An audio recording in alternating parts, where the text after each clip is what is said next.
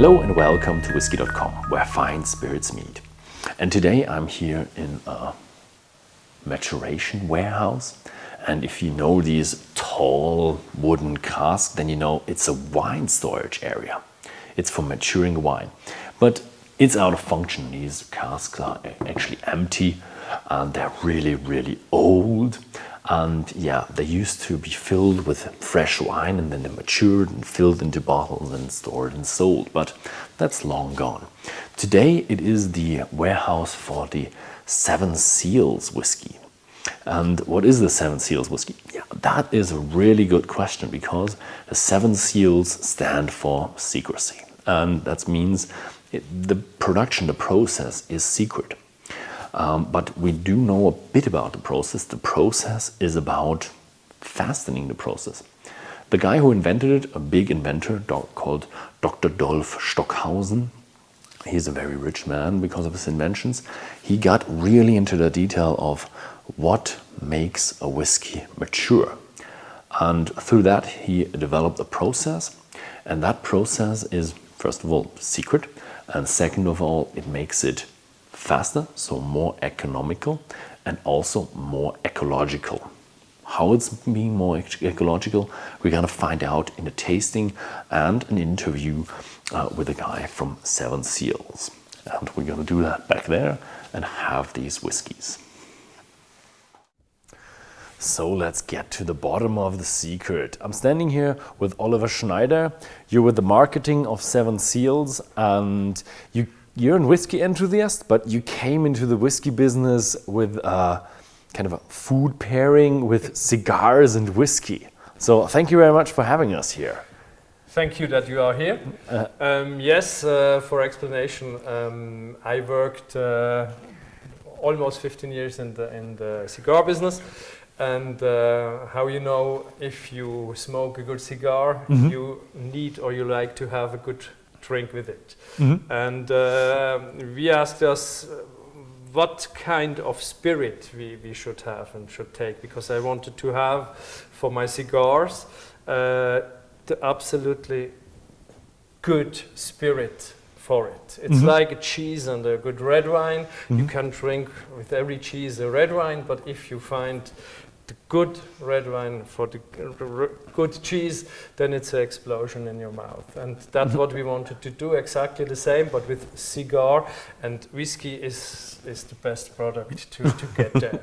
And I met the guys from Langertoon years ago, and they understood what I wanted to have. And so we developed the whiskies for the cigars, and yeah, it was a beautiful way. And so we met each other, and when the project Seven Seals were coming, in the absolutely beginning, they asked me, listen, we have a beautiful project, would you come with us and do the way with us? And yeah, it was amazing, and so I'm here.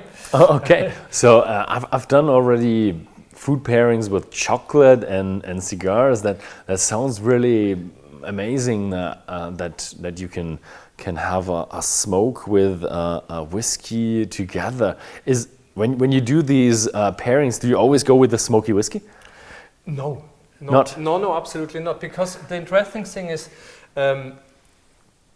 if you smoke a cigar, it depends what you drink with it. Every drink that can be beer, wine, or a spirit changes your deception of flavor. Your deception of flavors, absolutely.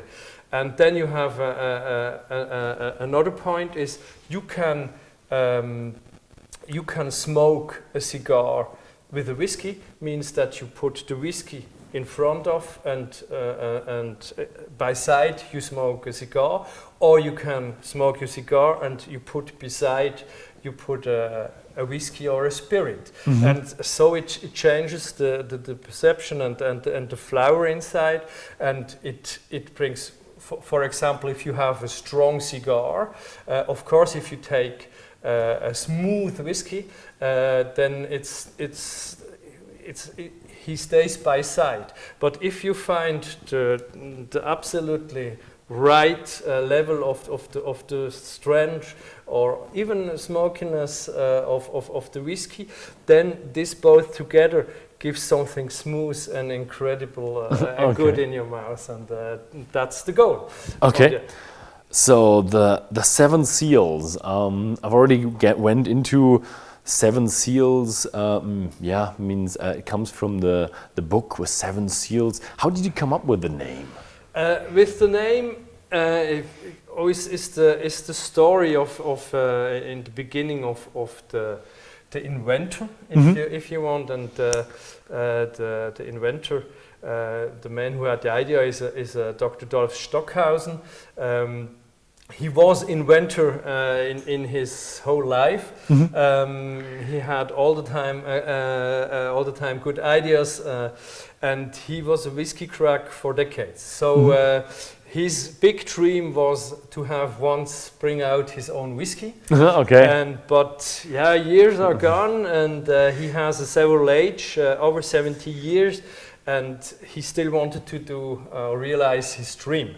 And so he went deeper in this project, and he marked, if I do that in the usual way, it takes more or less 10 years until I have a good whiskey, and then I'm perhaps 82. I don't know what happened then. And so he started because he went stuff. So he started looking that in a way of science, and brought it out. And on the end, what he found was this formula, this process, and of course. Is a secret, because what we can do with that is we can ennoble or finish not so good whiskey. Sorry for this word, but we can ennoble all kind of spirits are in casks like rum or like that, and in a very short time, and we win in quality, in aroma and stuff. But we, of course, we have protected it, and the patents are there, but we don't want to tell it now how it's done. And so, of course, because it's a secret, and the 7 seals, the book with 7 seals, this is a secret, and so that's why the name is here. Okay, so let's try it. Yeah, absolutely. So the first one is a sherry. It's a sherry wood finish, absolutely, in 46% volume alcohol. Here the goal is to show the aromatic and the fruitiness what we can bring in a whiskey. This is absolutely in front. And even with 46, very smooth and mild. Oh, okay. That's a little bit cold because we are in in the cellar. In a cellar, yeah, absolutely. Okay, it's very fruity, with a bit of nuttiness as well. But now, in the first one it wasn't that present, but now in the second sip, it has a little bit of a fruity, like almost fermented fruity, little bit of a fermented touch in there as well. Some like Almond. And almond, yes, Yeah, and it's. For me, it's very apple. There's a lot of apple in there. Very, very ripe apple. I like it. You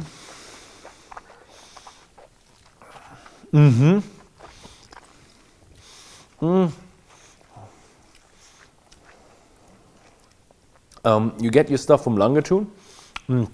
Bit of a different recipe, I've heard. A little bit, yeah. It's a little, we want that, and we take the casks, they are used already. So means used several times, and Langatun wouldn't use it anymore.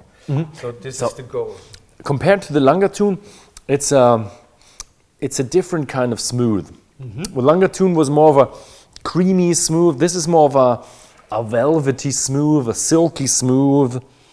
This is more like a bit of where they are more like honey and you have more of a rose touch to it. Feels like in terms of taste, it's fruity, beautiful. Absolutely, yeah. Makes the processes, because we how we work is we didn't want to have this bitter stuff and tannins and where you can find in some other whiskies, and that's why we can share the processes and break up when this stuff comes inside. So that's what we can do. Yeah. So you've already mentioned the inventor who came up with the process. How was that done? How did he I don't know, buy himself some bottles or finish them, or yeah, more or less. So first of all, of course, is there were a sir came in and I have an idea and a new process who will revolutionize the whiskey business, and yes, and could I have some whiskey from you? And so he took some liters of whiskey, then he went back, and then he came again, and then let's try it, and it started like that, and one day I say, this starts to be very, very interesting, and how you do that, we will see, and so with Christian Lauper from Langenthun, they started to develop everything, and also to start to have a look how we can bring it in the market and how it's done, because if you have one distillery, you need all the people for do that, and if you have come with another project, you need also you need more people. more people and more money and a lot of other things. And okay, so I've already seen, okay, you're speeding up the process. That means less money, of course, and it's also, you say it's also ecological. So how is that working out? That was for sure. But for Mr. Stockhausen, of course, was the time very important.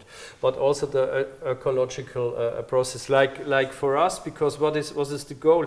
If you win in time, it means you don't need depots and not have your casks for 10 years somewhere and stuff like that. That's one first thing, but that's more perhaps an economic.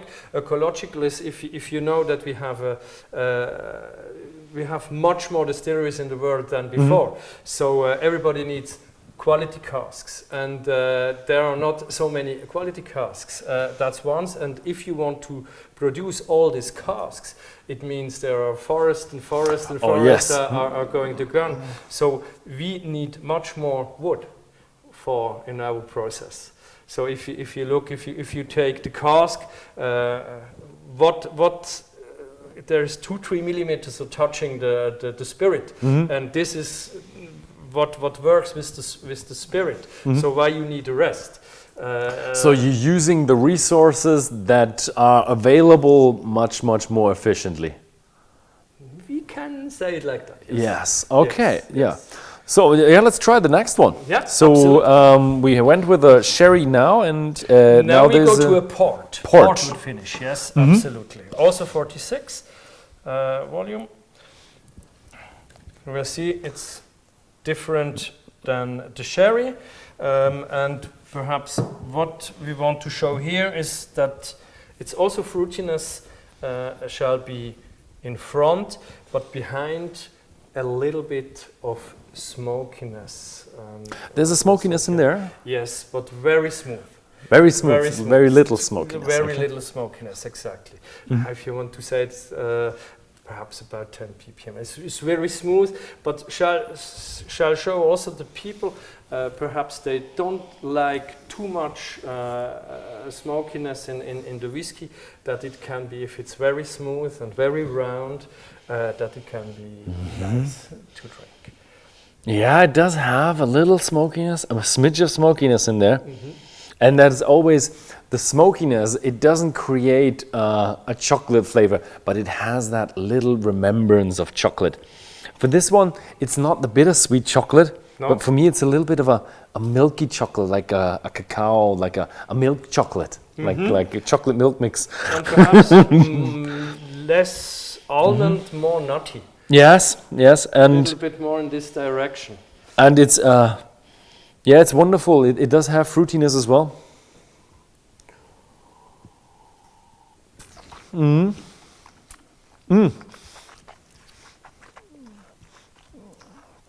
I have to say, I'm amazed. They are enjoying whiskies, and they are everyday drams. This one is now very smooth, silky smooth, has a fruity touch to it, but not as present as in the sherry, with a little bit of a smokiness. But they don't have really the edges. There are no edges to it. They're really smooth. They're really easy. But this is the processes they made it. Doesn't matter which one you take. They stay all the time. Have some filigranity, very very smooth and mild. Perhaps this is the typical you will find of all these whiskies, because all this bitter. And tannins, who gives the bitterness in the whiskey usually we let out. Okay, so you can control the amount of tannins that go on. We can control the processes that when these stuffs would coming, then we stop. Okay, so there is a formula that you give out. Maybe that's revealing the secret. It's ennoblement times celerity. No, true celerity. True? No, finishing true ennoblement times celerity plus quality, and this is 7 C's. Okay, so very fancy words, and I have to say I've learned a new word today. Yeah, that shall be also with a little bit funny, but on the end it says what we're doing, and of course it doesn't say how we do it. The finishing is clear. We do a kind of finishing, but we do also an ennoblement, so something more than only a finishing after the 3 years on it, who makes our whiskey how they are. And of course celerity means they are so fast, so we are 10 times faster, I can say, than usually in the whiskey production.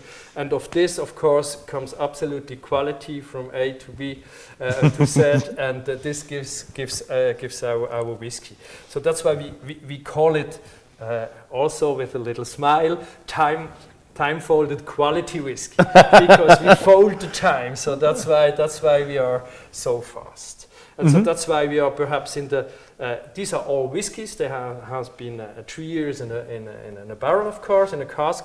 But the first one we brought out were 1.5 years. They were single malts, but only to show what we are able to do already after 1.5 years. Nice, but can you do smoky spirits? Of course. I mean, if the process filters out the smoke, then where's the fun in it? Not the smoke, not the smoke, but too much wood. Ah, okay. Or too much tannin, or too much bitter. That's why it's not so easy to do it. So this is a truly smoky whiskey. Yeah, a peated smoky whiskey. It's not 100 ppm or like that. How many? It's perhaps about 40. 40. 40 is good. we have another one, but this is a cask strength, a double water peated. Really is in front. This is peat. Smoke and wood. Okay. But this is also shall have a little fruitness, but much more peat and smoke. Much more peat and smoke. Okay. Absolutely. Oh yes, but it reminds me of the Langatun style of peat smoke. Yes. This is of course because the basic product is. The peat smoke comes from the distillate, not the cask. Absolutely. It really reminds of the Langatun smoke, but it's a good smoke. It's not a sea medicinal phenolic smoke, but it's more of a ham, matured cellar kind. Absolutely. But this sea and or this smoke you find in our by our friends in the north of Europe, they shall do that. Yeah. We want to have our own smoke. This is your own style. This is the Swiss style of smoke. That should be the style, exactly.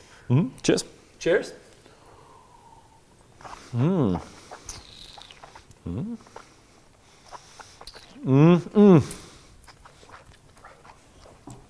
It takes a second, but then it comes on. But before, if you have it in mouth, then it's welcome. Then it comes up. But it comes smooth. It comes smooth. It's a whiff of smoke. With what you have in the nose. The ham is definitely also in the mouth, and it's enjoying whiskey. It's a whiskey that wants to be drank. Yeah. It doesn't have any edges or any sharp corners or any phenolic touches to it. It's also this one stays smooth, round, mild. Anyway, what you feel the smoke and the peat, but yeah. I know I won't get the secret, but you can't prevent people from speculating. So if I would go for faster cask or faster maturation, I would go for heat, like they do in Kentucky, where they heat the warehouses in winter and let the cask breathe in and out. Then I would go for more surface area, like they did in that one Tennessee whiskey distillery, where they drilled bits into the cask where you have more surface area. So I'd go for heat, surface area. Then I'd go for oxygen, because if you have oxygen, if you have a lower cask level, then you have more oxygen doing more maturation. And I would go for pressure to get it into the wood. So that's what I would do. And am I in the right direction? We do everything of that and nothing. That was a professional answer. But maybe it's these big casks around here. Maybe they are the secret. You mean direction Solera? Who knows? No. So you won't tell me. Okay. Not yet. But it must be something about that. So you can go down to the comments, speculate how they do it. That's absolutely. No. You have some parts, but not everything, and different. But you do also have different bottlings out there on the market. The cask strengths. You already mentioned the double oak. Yeah, exactly. We have, of course, for all these three, we have cask strength. The peated part, but it's sold out. We have to reproduce that. Oh, okay. That's why we have a double wood on it, and we could do for a whiskey fair in Switzerland this year. We made an official whiskey for them. So that's then, in future we have some new projects. They will come soon. Okay. But we will tell you. So this is not the end. You will. No. We are still. We have so much projects and ideas and to show. We work on a lot of different kind of pists. I'm really excited. Yeah, thank you. And thank you very much for having me here. Thank you very much for showing us around and telling us everything and nothing. A lot of it. No, thank you that you be here. Okay. And hope see you soon. Yeah. Thank you very much for watching. If you like this video, then please feel free to share it with your friends, and see you next time.